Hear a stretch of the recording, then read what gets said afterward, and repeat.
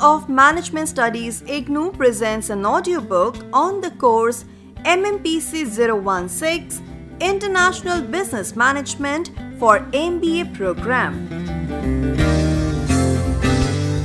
Presenting Block 3 Strategies of International Business, Unit 7 International Entry Strategies.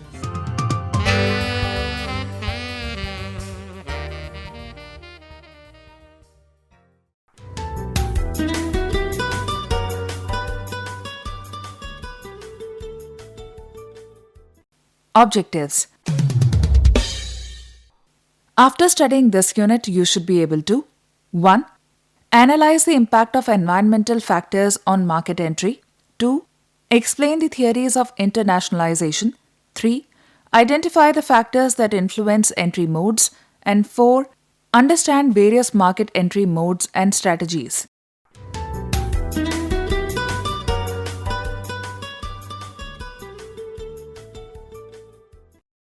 Introduction. An organization has to make a gamut of decisions before it enters the global market. It has to resolve 3 basic questions which may be related to each other. 1. Which foreign markets to enter, when to enter, and what extent, that is level of involvement. 2. What would be the choice of the entry mode, and 3. What would be the role of strategic alliances, if any. In this unit, we will discuss the first 2 parts. The issues related with strategic alliances will be taken up in Unit 9.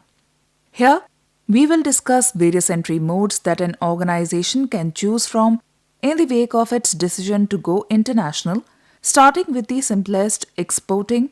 It is important for an organization to first tackle the question related to which foreign markets to enter, as also the timing and scale of entry.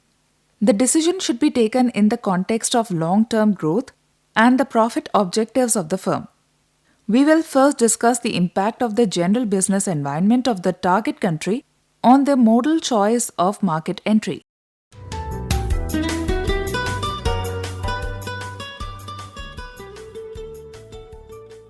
Volatility of environment. An organization planning to go global has to decide its entry mode and strategy. Accordingly, it has to evaluate the prevailing business environment that might affect its decision to go global. The scanning of global business environment, which is also referred as PESTEL analysis, help us probe the issues and challenges involved in deciding the appropriate entry for an international market. The PESTEL analysis provides perspective to an organization on selecting the particular market and also the entry mode to get into business. The nature of the market also helps in determining what would be the possible factors to consider before one actually gets into the business. If a woolen manufacturer from India intends to go global, he/she will obviously first tap the markets which falls in northern hemisphere, having extreme cold and people needs woolen to protect themselves, and can subsequently explore the fragmented business opportunities even in the countries having plenty of sunshine.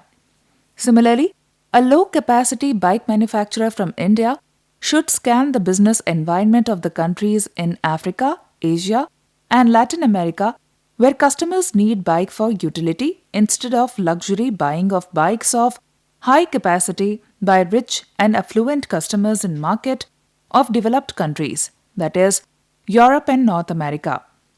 There are certain factors which are controllable and certain factors that are uncontrollable. For example, when KFC came into India as part of its global expansion program, it faced stiff resistance from the Hindus who felt that KFC was selling beef under the disguise of chicken and that its vegetarian and non-vegetarian items were cooked in the same oil. Wherever KFC went, from Bangalore to New Delhi, the company had to face stiff resistance and protests, including several of its stores being destroyed by the protesters. The company did not or could not have anticipated such kind of trouble. However, once it was able to overcome this problem, the company experienced another problem, and it was that its customers were unable to relish the taste of the product. It received thumbs down from them. This case narrates how companies have to face the unpredictability of the environment, and in this case, it was the socio-cultural factors that troubled the company. In the context of the unit, it is important to understand how the environmental factors affect the market entry, particularly the uncontrollable factors which are more important to consider. A company may have developed its own objectives and strategies to achieve them, but the environmental factors have to be considered carefully. It is the business environment analysis, especially of political, economic, social, technological, environmental, and legal, which have its important bearing on entry mode of firm. Scanning of business environment must be an ongoing process. As the nature and scope of international business operations change, the company will be able to adapt these evolving changes. The MNEs, by their nature, believe in market expansion and diversification as their strategic approach. In fact, MNEs advocates globalization and reap rich business dividends out of global business. The globalization exposes the business to more risks in comparison to the domestic business. Though the global operations give the MNEs flexibility in their operations, the advantages may be in short run or may even disappear as business progress. It largely depends on how an MNE tackles the business environment in diverse global markets. In the context of these environmental changes, the MNEs have to walk on a tightrope between the home and host country's demands. The management in both home and host country faces political pressure on issues such as employment, technology, and exports, as respective governments in home as well as host countries will be enthusiastic to promote more employment, technology, innovation, and exports. It requires a great balancing by the top management of an MNEs, failing which it may lose competitiveness in the home country due to the hollowing effect, that is, the loss of creative aspects in trade pattern. The classic case shifting of bases by some of the US-based MNCs to India has resulted in a debate back home on employment issues, falling competitiveness, and declining services export. The term like Bangalore are used to the layoff of employees in US-based companies, as some of these jobs are outsourced to a Bangalore-based company for leveraging cheap technical labor from India. These issues sometimes takes political shape, like the US administration openly advocating against relocation of its key industries to China, Vietnam, Indonesia, Malaysia, and India. Even the seminal academic work as well as contemporary journalism attract to issues of global business environment and challenges faced by firms in international markets. An article published in Time Business and Money talks about the trends in international business. The article is on Silicon Valley and talks about how Silicon Valley is hollowing out the economy by Christopher Matkas. May 7, 2013. The article talks about the destructive dynamism of American capitalism, but this trend has become global, where old companies are taken over by new technology and new firms are more in tune with the needs of customer with the presumption that it will benefit all. A new term called information economy has come up, which has become one of the major environmental factors to make the business environment more volatile and uncertain. The leveraging of information technology to run offices from home during COVID-19 pandemic has vindicated the learnings of this article. Furthermore, the earlier economic logic of looking for low-wage countries for production is losing its relevance due to A. The reducing proportion of direct labor cost in the total cost, B. The relative cost advantage is becoming marginal, and C. The logic of improvement in productivity as a result of restructuring of the manufacturing systems. Needless to mention that the social pressures are mounting in different countries as living standards improve. Besides, a new set of manufacturing techniques like CAD, CAF, FMS, CAIM, and robotics are available now. These developments have reduced the product cost and increased flexibility in production runs. All these factors create conflicting demands by both the host and home countries for the MNEs. Additionally, There are divergent pulls of competitive dimensions. One is towards standardization of products to meet the needs of consumer around the world, and the other is to move towards finer customer segmentation due to different countries being at different stages of development and also due to different customer preferences. The MNEs try to minimize these environmental risks either through restructuring of their business or through migration. Environmental scanning. The MNEs normally, before the market entry, try to obtain and scan all the needed information about the market potential and competition in different countries. Once an MNE has established its operations, the information required would broaden. The process of information acquisition is referred as scanning. Keegan has identified 4 major categories of information. These are 1. Market information, 2. Prescriptive information, 3. Resource information, and 4. General information. The market information deals with international marketing mix factors, the features of products, pricing, distribution, and promotional strategies.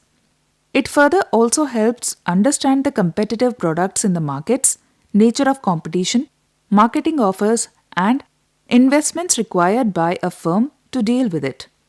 The prescriptive information is about rules and regulation affecting business, both in the home and the host country. It may include factors such as foreign exchange, taxes, incentives, and any other regulations affecting the company.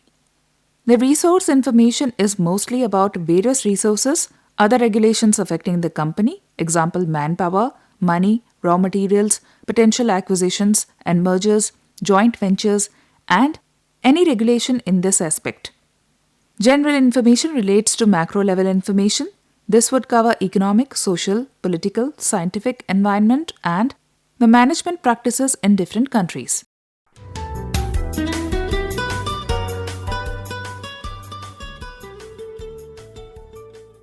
Theories of internationalization. While studying international entry strategies, why is it important to study the theories of business internationalization? The answer lies in the fact that modes of entry into international market are predicted on the basis of internationalization theories. In this section, we will discuss some conceptual approaches to internationalization so that we get a fair idea about different theories of internationalization, how they govern conduct of internationalization of a firm, including the planning of internationalization in a given scenario. We shall discuss 6 basic conceptual approaches, which are 1. Uppsala model. The key proposition of this model is that how the firms proceed in an incremental manner in the international markets, and this is largely based on the knowledge which they have gained over a period of time. This assertion is based on the fact that firms first expand into markets which are physically and culturally close and slowly gain experience and knowledge which they use for distant, diverse, and variegated markets. An Indian Ayurveda product manufacturing company will first focus on markets which are in close geography of India and have similar cultural affinity. For instance, India Ayurveda products manufacturers are popular in South Asia and are increasing their reach to markets of Southeast Asia and Middle Eastern countries. Similarly, a North American company, Kellogg's, first expanded in the regions which are geographically closer and are somewhat similar to the home markets, Mexico or Canada, and after having gained experience of internationalization, it expanded to markets of Europe, Asia, Africa, and Latin America. 2. Transaction cost analysis, TCA. This model is based on the assumption that markets are competitive in nature. According to Whitelock, TCA predicts that firms integrate when asset specificity is high. In the other world, it has become expensive to manufacture home and export it to international markets. The firm realizes that it is cheaper to manufacture and sell in other countries, and it expands its operation from such markets by making a business entry.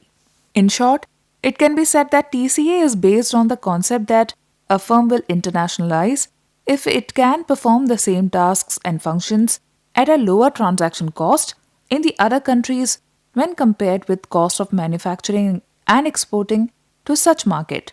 3. Eclectic theory or contingency approach. Dunning explained the importance of locational variables in the foreign investment decision of a firm in his eclectic or contingency approach, which is also known as the Ownership Location Internationalization (OLI) framework.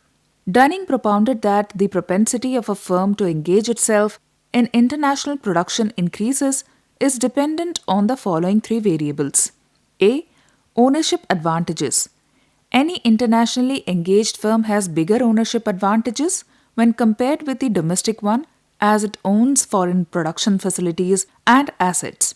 Ownership advantages may be tangible assets like owning mine or rare mineral and intangible assets like technical know-how or managerial talent. B. Locational advantages. The locations offer the business gains and profits from the assets it owns, that is, factor endowments, in the foreign markets. If locational advantages do not exist, such a market will be served by exports. C. Internationalization advantages. It serves firms' interest to gain from ownership as well as locational advantages through the process of internationalization. There is no reason to sell these assets or offer them on lease to some other firm. 4. Industrial network approach. The industrial network approach is based on the basic assumption that the international firm cannot be analyzed as an isolated actor or enabler. In fact, it has to be viewed with respect to other actors or enablers in the international business environment. A firm is dependent on the resources controlled by others. For instance, a radar manufacturer for an aeroplane industry is completely dependent on the export orders received by the aeroplane manufacturer. Similarly, a cryogenic engine manufacturer is dependent on the orders received from space agencies of respective countries.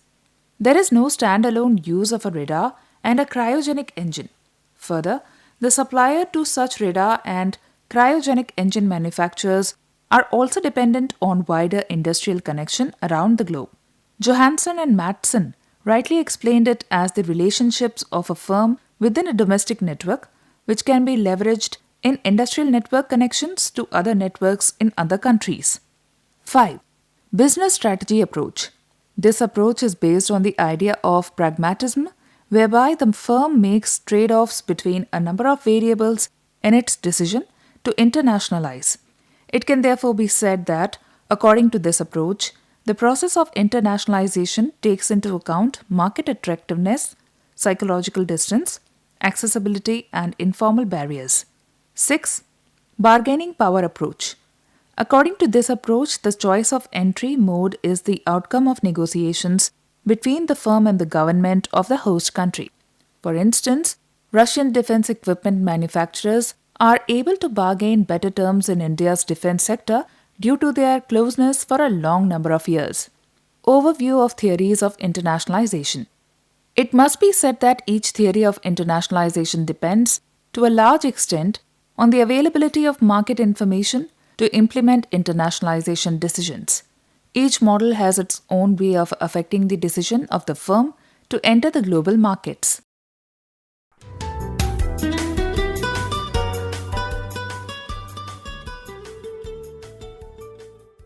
Factors influencing entry modes. By now, you have learned different theories of internationalization which can help a firm in making an appropriate entry decision for international markets. Let us now try to understand the effects of a certain factor on the market entry decision of the firm. The market entry factors for any organization depend on several external factors such as 1. Country attractiveness, 2. Country risks, 3. Government policies, 4. Timing, 5. Internal capabilities, and 6. Cost-benefit analysis. Country attractiveness remains one of the most important aspects for making market entry decisions. While evaluating country attractiveness, the market and industry opportunity needs to be assessed for a specific market. The general attractiveness is dependent on the opportunity and risk analysis. The context of opportunity will change from industry to industry, and accordingly the risk will also change. The market opportunities are based on market size, market growth, and quantum of demand of products and services. Similarly, the industry opportunities are based on quality of competitive climate, industry competitive structure, and investment incentives granted by the governments. Country risk is the second factor that needs to be assessed before entering into any market. The country risk is dependent on the political and operational risks. The stability factor of the economy remains critical while assessing country risk. Compared to Europe, doing business in Africa may be a different proposition, and this is dependent on the internal stability of the region. The other factors can be regulatory risks, trade barriers, currency risks, cultural distances, and institutional norms. The third factor influencing the market entry decision in international market is that of government policies. Government policies vis-a-vis the foreign investment and companies, including the kind of regulatory support offered, have its important bearing on the market entry decision. Government policies reflect the long-term orientation for the industrial policies and role of MNEs. The growing interest of foreign companies in the production-linked incentive scheme for promoting domestic manufacturing is a result of government policies. Similarly, the government of India is offering almost 12 billion US dollar as subsidies to the chip manufacturers to set up their plants in India. This will improve the ecosystem of domestic manufacturing and promote local employment, economic opportunities, and exports. Government policies have another dimension of political risks. For instance, a foreign company is always concerned about the nationalization of assets, expropriation, import restrictions, economic blockage, etc. Due to Russia-Ukraine standoff in 2021, many companies have moved to safer places for business. Timing also influences the decision of international market entry. When an economy opened up, it makes sense to enter rather than when many other firms have established themselves to give tough competition for market entry. This is also known as the first mover advantage. The internal capabilities of the firm refer to entering and developing local resources, assets, and competencies in order to gain and sustain competitive advantage. The last aspect on the cost-benefit analysis refers to the expected return on investment.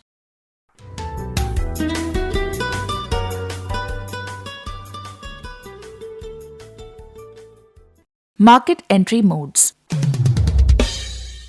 There are different ways in which an organization enters any market. In fact, the choice is dependent on the factors discussed in the earlier section. We will now explain some of the key modes in the ensuing paragraphs. The usual choice is to start the international business with the exporting and especially the direct exporting. It offers a firm to gain insights of the market along with experience which helps it to plan bigger decisions.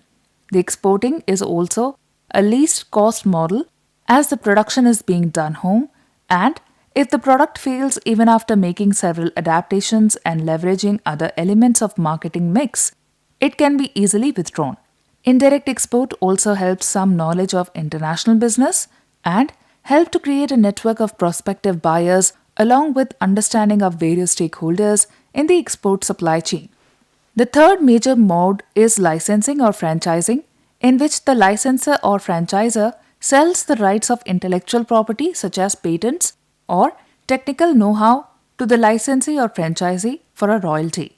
The licensor-franchisor does not have to bear the full costs and risks associated with foreign market expansion. The fourth most preferred option is joint venture, in which a new entity takes birth by joining of hands of two parties. The last and the most significant mode of international market entry is that of foreign direct investment (FDI). FDI can be in the form of a wholly owned subsidiary or an acquisition of an existing company in part or as whole. In both cases, the company decides to build or acquire offices, factories, and other infrastructure in the host country in order to operate. Usually, subsidiaries come into existence through green or brownfield projects.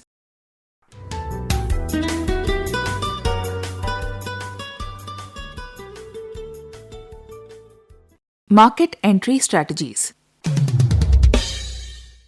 Strategy is an integrated action in pursuit of competitive advantage. Successful strategy requires a clear understanding of the unique value that the firm possesses, which becomes the source of the firm's competitive advantage. Each mode of entry to international markets, as discussed in the previous section, requires a distinct market strategy. The choice of market entry mode and strategy is a complex decision. Usually, the management of a firm have differing objectives, product or service, and diverse markets. Further, the cultural factors matter in international business, and competition is also high along with the degree of risk. In such challenges, the management of the firm has to appropriately strategize. The market entry strategies usually integrate the following factors: 1. Corporate objective and resources. 2. Level of involvement. 3. Level of risk and control. 4. Nature of market, competition, product, consumer, and market coverage. 5. Speed of entry. 6. Investment and market cost. 7. Administrative requirements. 8. Flexibility, agents, distributors, and retailers. And 9. Payback. This analysis assumes a more incremental approach to the market entry decision for international markets. Matching strategy and the appropriate form of entry mode is a challenging decision for the international business firms and its management.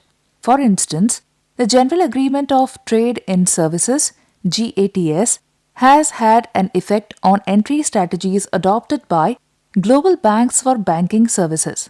Similarly, the trade-related intellectual property measures (TRIPS) affect the decision choice of market entry for a pharmaceutical firm. Furthermore, as the customer loyalty is vital in services industry, the decision on mode of entry in international markets for services firm is also affected by the customer loyalty criteria.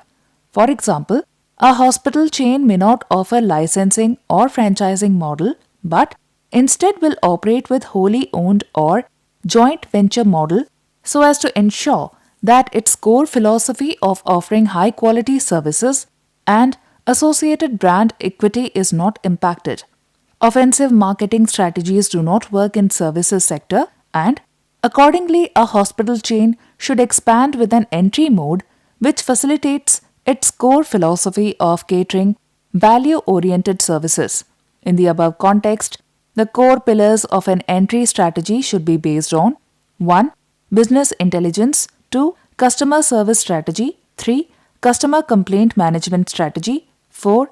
Aikido strategy. 5. Free telephone line strategy. 6. Focus strategy. 7. Differentiation strategy. And 8. Market diversification and cost leader strategy.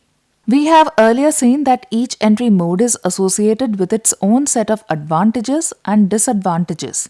The entrant firm to international business should appreciate the merits and demerits of each mode of entry, understand underlying risks and benefits, and accordingly select appropriate mode of entry.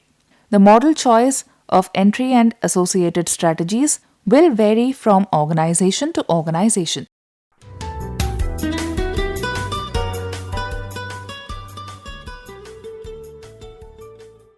Summary.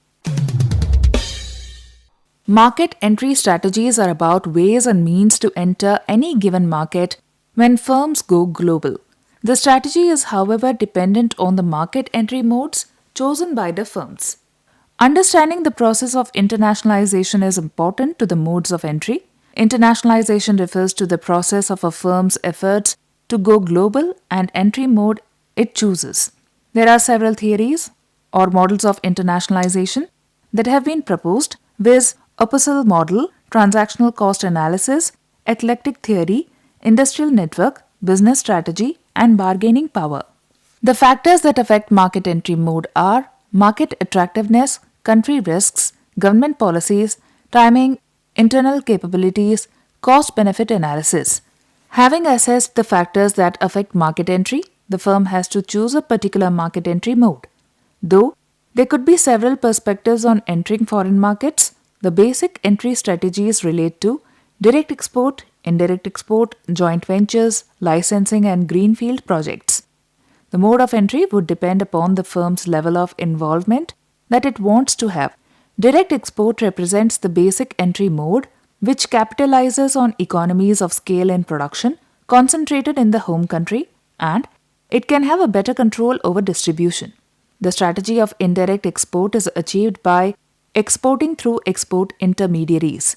In licensing or franchising, the licensor or franchisor sells the right of intellectual property, such as patents or technical know-how, to the licensee or franchisee for a royalty. The licensor franchisor does not have to bear the full costs and risks associated with foreign market expansion. Another most preferred option is joint venture, in which a new entity is created through the joint efforts of two parties. Foreign investment is an also important preferred entry mode when level of commitment in a market is high and can be in the form of direct investment and portfolio investment, that is, buying shares of an existing company. FDI in turn can be in the form of owning a wholly owned subsidiary or through acquisitions. Another underlying reason for foreign investment is that of entering into strategic alliances in the host country. A firm must choose the mode of entry in relation to the overall strategy that it has decided upon or has adopted and wants to follow it further. The choice of mode is dependent on several factors, and a choice usually would take into account the following factors: 1. Corporate objective and resources. 2. Level of involvement. 3. Level of risk and control. 4. Nature of market, competition, product, consumer, and market coverage. 5. Speed of entry. 6. Investment and market cost. 7. Administrative requirements. 8. Flexibility agents, distributors, and retailers. And 9. Payback.